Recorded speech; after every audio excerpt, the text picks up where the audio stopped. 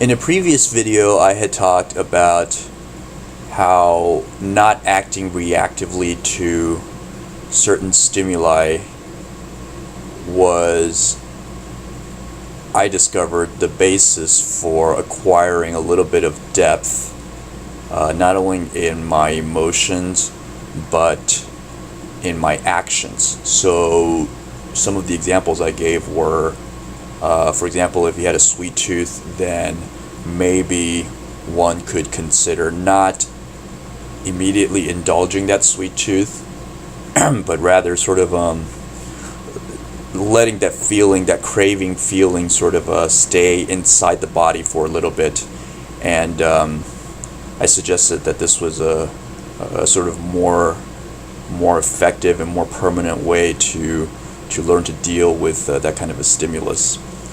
And another example I had given was relating to people, in that, for example, if somebody did something to annoy me, or that I felt very annoyed at, then rather than getting really angry and lashing back at them, or just immediately letting my frustration show,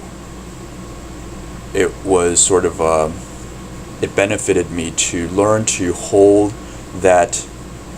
irritating feeling inside my body and simply not react to it. I suggested that this is a way to help me to learn to deal with that negative feeling. And so today I realized that these two kinds of examples were sort of they're kind of a little bit different, because in the first case, when we were talking about the sweet tooth, the craving, that's sort of it has possible ramifications. For example, in weight loss, if you always are trying to go on a diet, but you're not having success. I had applied this a little bit to a little bit of my own weight loss endeavors, was to learn to, every time I got hungry, for example, in the past, I would always eat a big enough dinner to make myself pretty full. Like, maybe I would eat until I was maybe 80% or even 90% full for dinner, and that was just what I did because I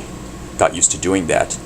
But applying the same idea later on, what I learned to do was,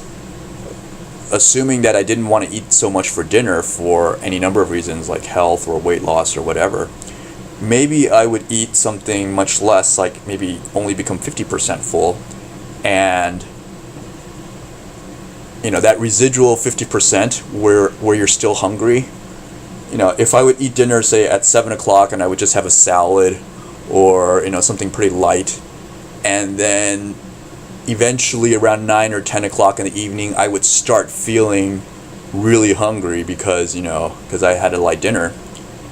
And by applying this idea, basically what I was able to do was,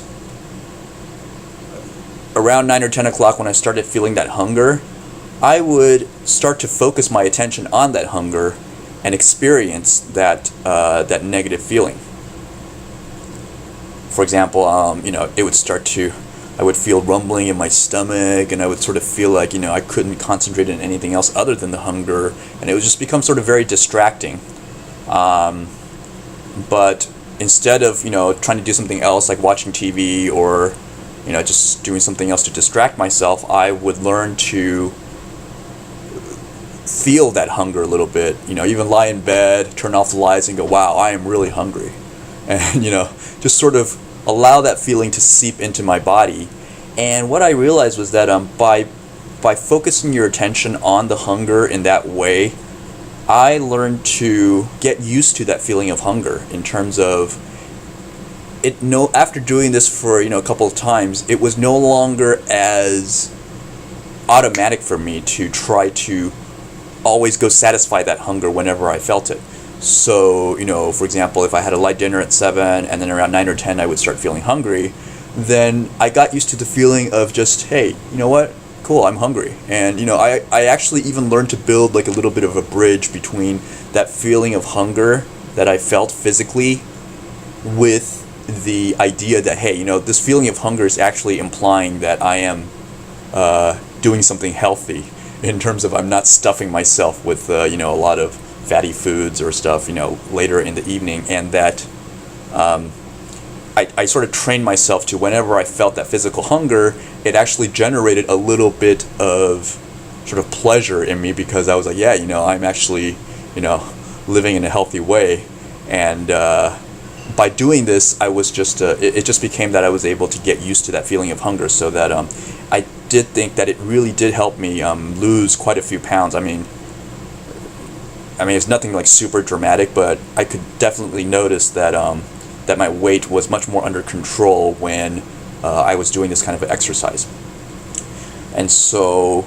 this is just one sort of possible application of this idea of holding and not acting reactively to something as concrete as weight loss, for example, or eating healthy.